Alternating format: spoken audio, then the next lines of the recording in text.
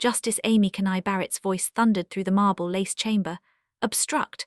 The words ricocheted off the towering columns, ricocheting into the very air that seemed to tremble with anticipation. In that instant, a lone figure rose from the sea of black-robed silhouettes, clutching a leather-bound folder whose edges were worn from countless travels. Jasmine Crockett's eyes locked onto Barrett's, a calm intensity flickering behind the composed smile that had become her trademark as she stepped forward, the folder poised like a weapon on a battlefield of precedent. The hearing that day was no ordinary procedural check. It was an emergency oversight session, summoned after Crockett filed a petition demanding that the freshly proposed Judicial Transparency Act be applied to the Supreme Court itself. The act, introduced by a coalition of centrist senators late in 2024, would force every federal judge to disclose spousal incomes, gifts exceeding $500, and any paid affiliations with lobbying firms. Its supporters cradled it as a long-overdue antidote to years of whispered rumors about secretive financial entanglements. Its opponents warned it would erode the very independence the Constitution enshrines. Barrett, the senior justice rotating that week, began with a measured yet unmistakable rebuke. The act is a direct attack on the separation of powers. It compels the judiciary to become a pawn in partisan politics. The gavel slipped into her palm, the weight of it echoing like a heartbeat in the cavernous hall. Crockett's response was a whisper that cut through the murmurs of a packed gallery. If independence means hiding the truth behind robes, then the Constitution has already been compromised. The words hung in the air, a thin razor poised to slice the uneasy silence. A murmur rippled through the chamber. Conservative spectators shifted in their leather seats, liberal observers leaned forward, eyes wide. The tension was a palpable current, electric enough to make the polished marble seem to pulse. The moment held, then shifted into a rapid back and forth that would define the day. Barrett's tone remained deliberate, each syllable a measured stone. Transparency must not become a weapon. Disclosure of financial ties would subject judges to campaigns, lobbyists, and the endless churn of public opinion. She cleared her throat, the soft rasp of breath a reminder that even the highest court is an institution of flesh. Crockett, eyes never wavering, answered in her trademark clipped cadence. Your husband's firm earned $250,000 consulting for a company that has a case pending before this court. The public has a right to see that. The words felt like a single brushstroke across a canvas of law, succinct yet striking. The gallery's collective breath seemed to hold, waiting for the next move. Barrett's eyebrows rose fractionally. Speculation is not evidence. She gestured to the clerk's desk where a stack of legal pads lay in neat order. We have processes, safeguards, and precedents. We do not let political pressure dictate rulings. The gavel lifted, then fell, a soft thud that reverberated through the ceiling. Crockett's smile widened just enough to suggest knowing. Then allow me to present something you've already overlooked.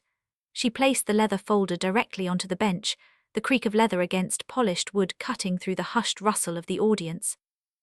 The courtroom dimmed just enough for the projected screen behind her to glow, unveiling a 3-page PDF stamped in faint grey letters. Confidential, Lancaster & Co. The first page opened to a heading that read, Strategic Briefing, Judicial Transparency Act, July 2024. The paragraph beneath outlined a coordinated effort between Barrett's husband's lobbying firm, Lancaster & Co., and the congressional committee drafting the bill. The language was precise, chilling. Ensure the Act's language permits selective disclosures for judges already aligned with our clients. A red underline traced the word selective, making it impossible to ignore.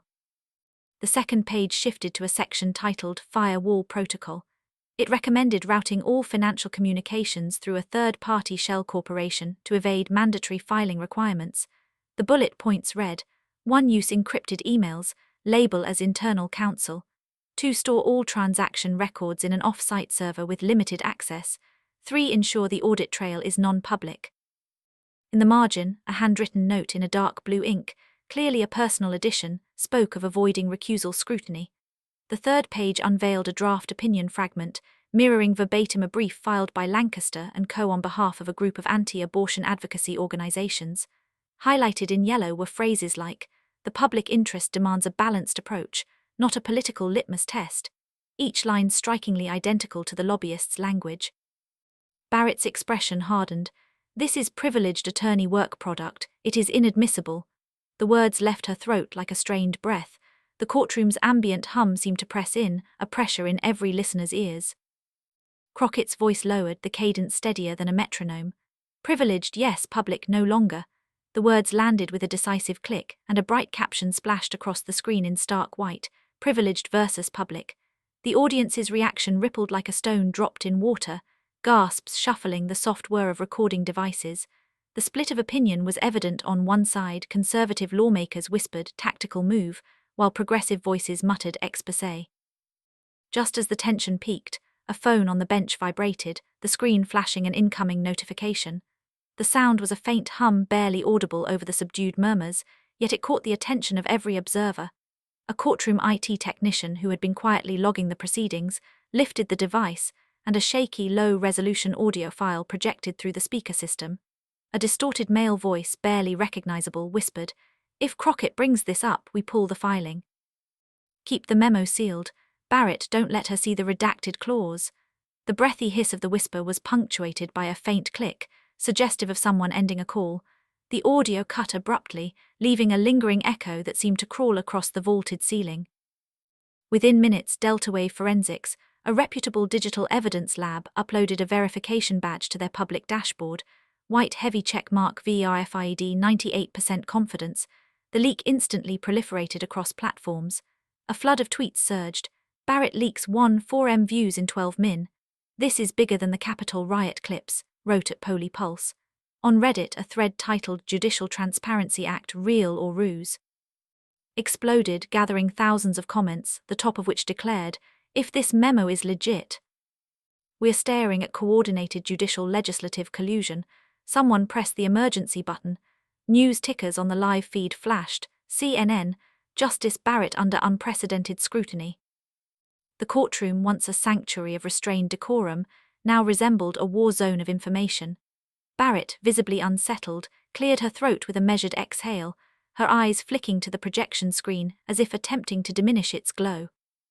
"Given the circumstances," she said slowly, each syllable deliberate, "I will voluntarily disclose my spouse's consulting fees for the past 5 years and request a 30-day review by the Judicial Conduct Committee." The gavel rose once more, then fell, twice, each strike sounding like a thunderclap that rattled the chandeliers. The reverberation resonated through the cavernous chamber, the sound waves visibly shaking the massive brass clock on the far wall.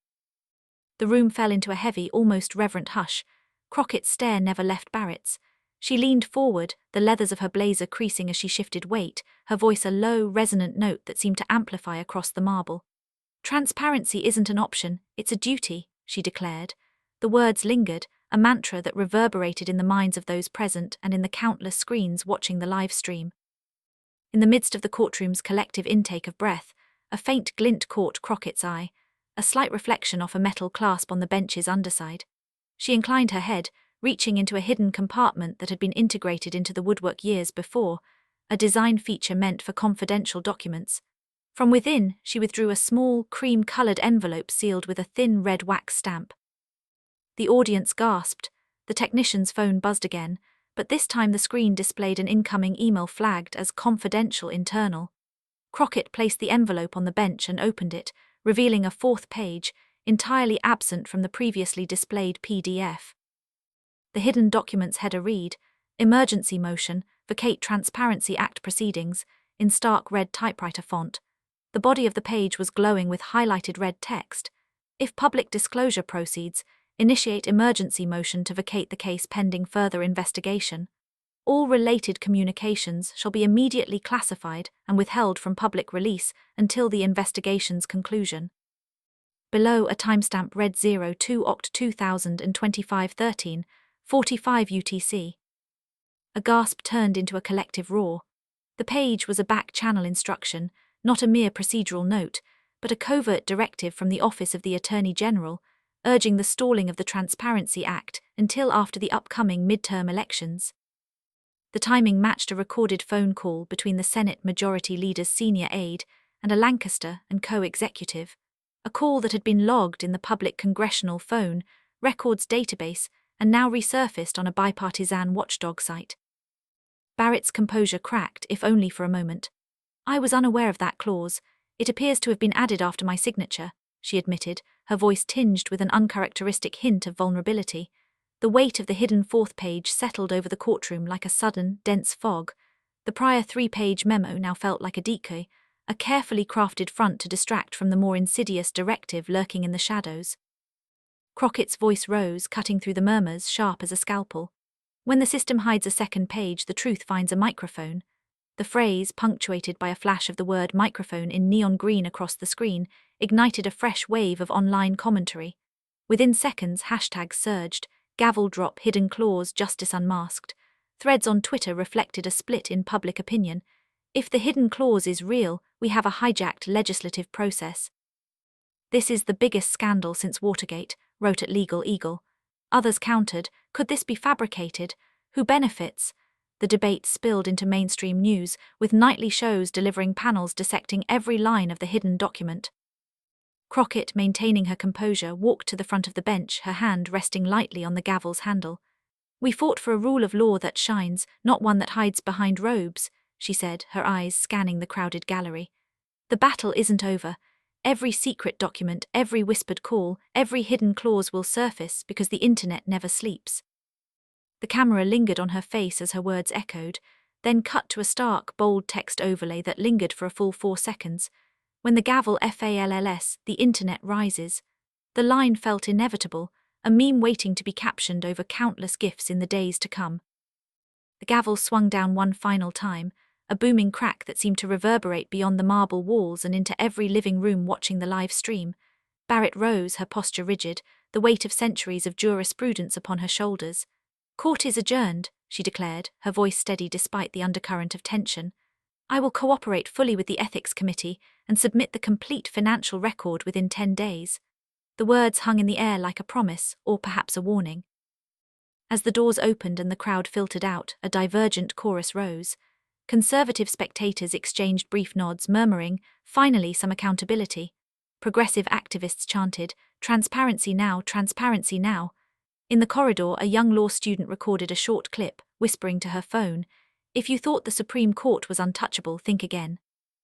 The clip instantly burst onto TikTok, where within minutes it amassed over 1 million views, the sound bite of Crockett's final line looping on a looping background track. Within the next 24 hours, the memo and hidden clause were dissected on every major news outlet.